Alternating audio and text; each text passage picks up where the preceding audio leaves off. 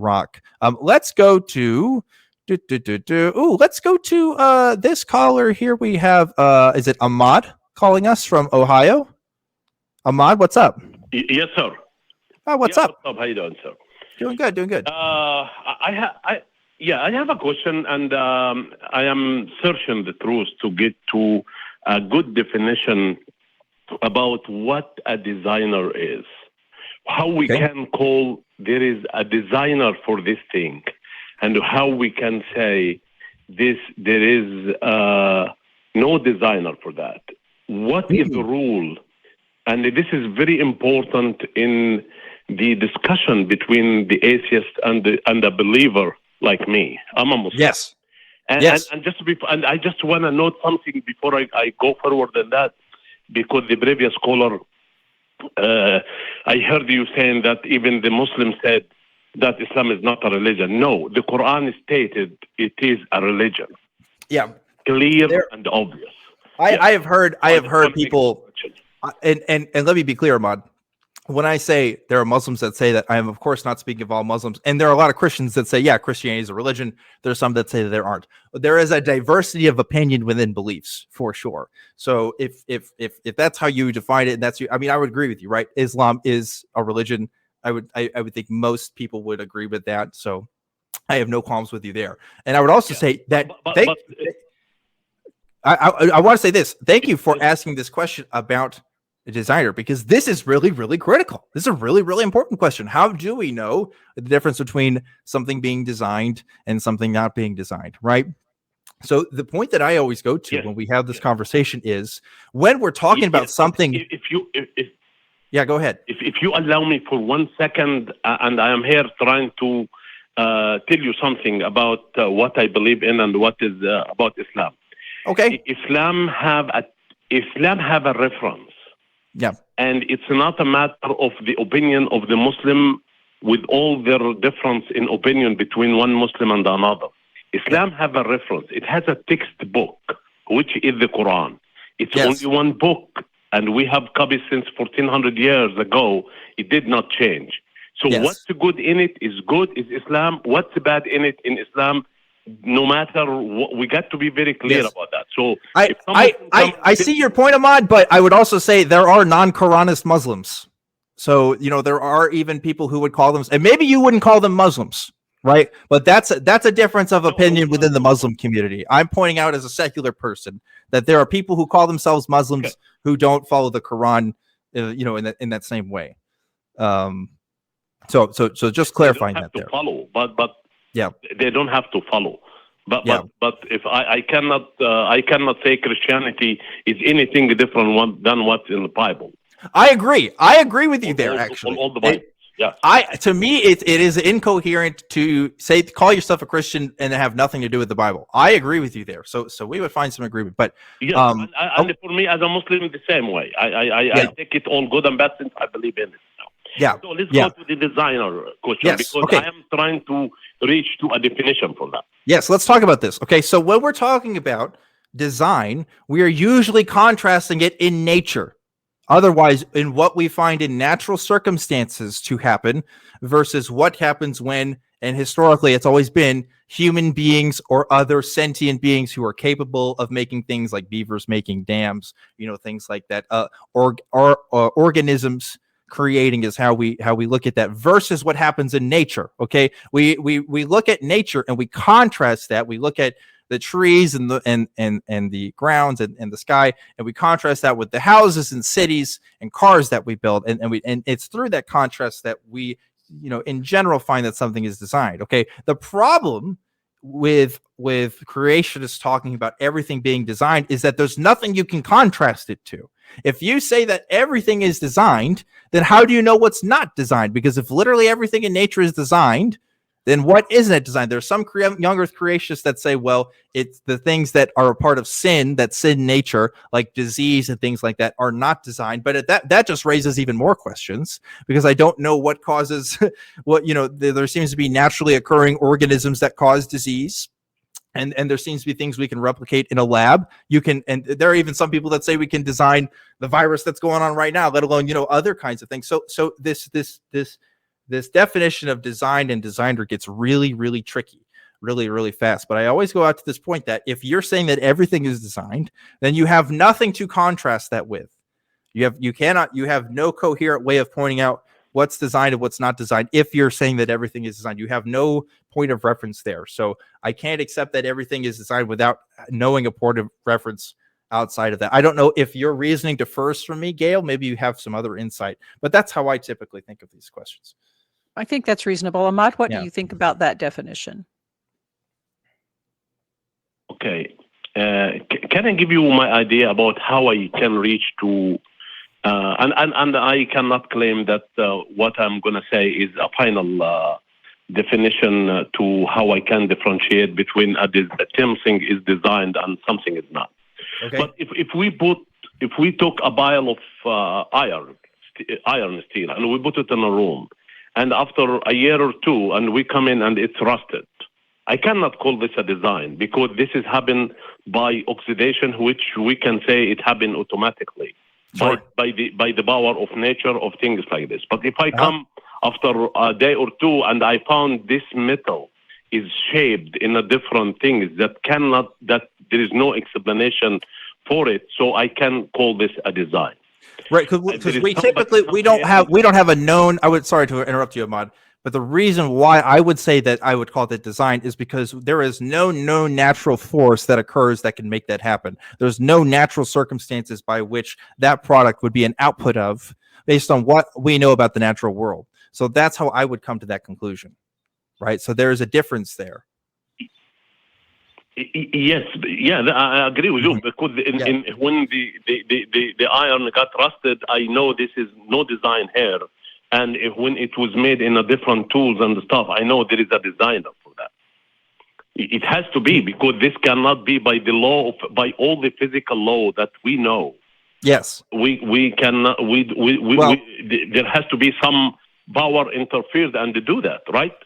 We could come to a reasonable conclusion that yes, that some sort of intervention was happening that is beyond natural, what we tend to find in nature. Yes, but if I'll point this out right here. If you're going down the route that human beings or other living beings aren't a result of nature, I disagree with you there. I would totally disagree with you there. But I'm not sure if that's the route you're going down. That's.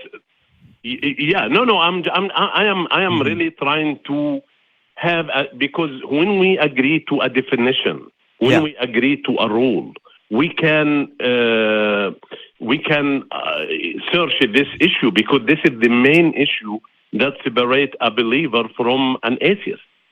You know, if you believe now, if I convince you to that now, that there is a design for the trees, for the plants, for everything, then you will be a believer. And if you convince me otherwise, I will be an atheist. If I am truthfully or in true looking for the truth, not just arguing for the sake of a religion or anything. So, but when I see, hello.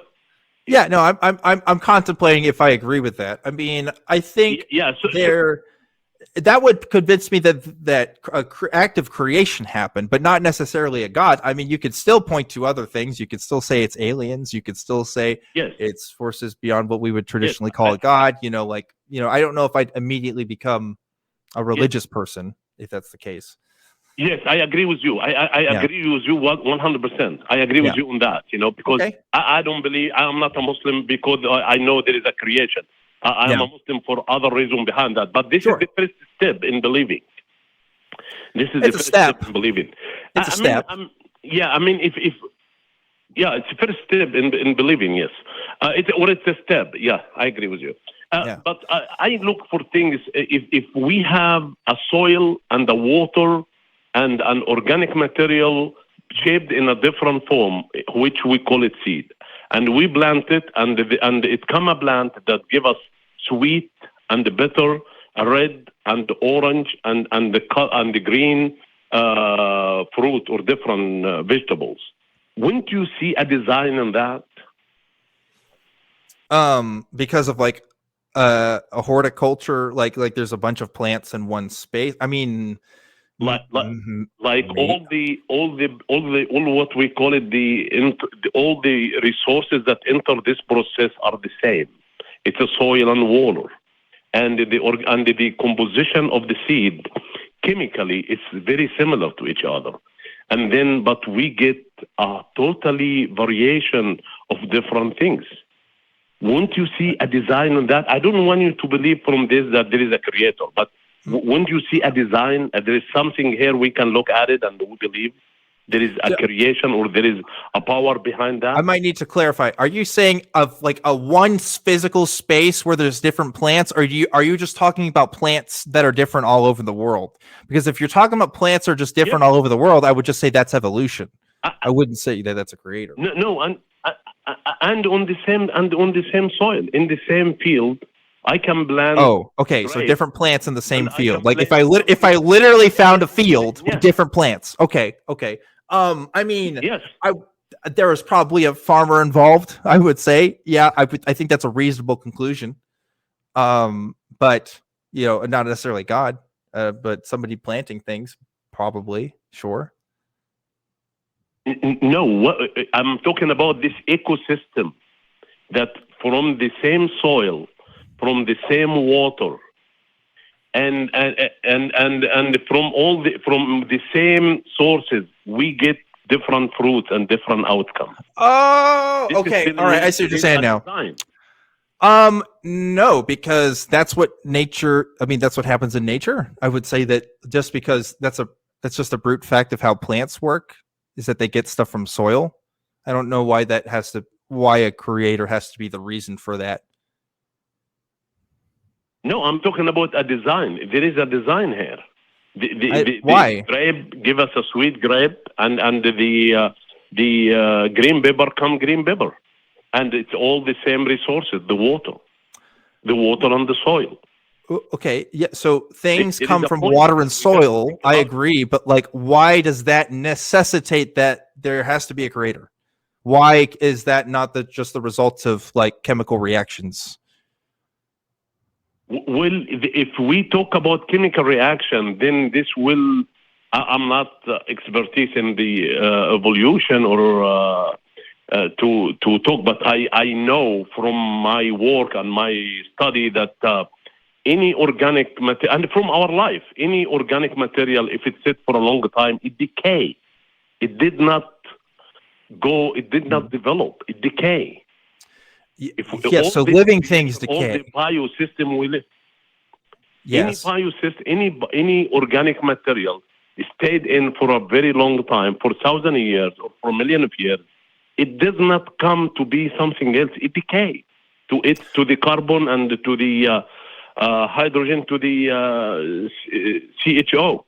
So, but yes, things. Yes, that it becomes part of the environment after living beings die and go back to the ecosystem. But like that's what people who talk about evolution and who talk about the origins of life on Earth, they know that we didn't come from already living things. We would have to come from non-living things arranged in such a way that it would become what we would recognize as living. Where that line is exactly drawn and how exactly that process happened is still quite a mystery. There's still a lot of things that we don't know. There's a lot of people who are confident about certain ideas, but I'm not going to be the one up here saying that I know exactly how life on Earth originated. But the observation that things decay and that things all come from soil, that's not convincing me of a creator. That's not nearly enough.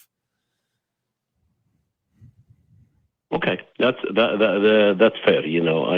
But I'm still searching. I know I didn't have a good definition about what a designer is, that's and okay. I am trying to come up with a definition, because the definition will put us on the road of a serious understanding of what a design and what is not design.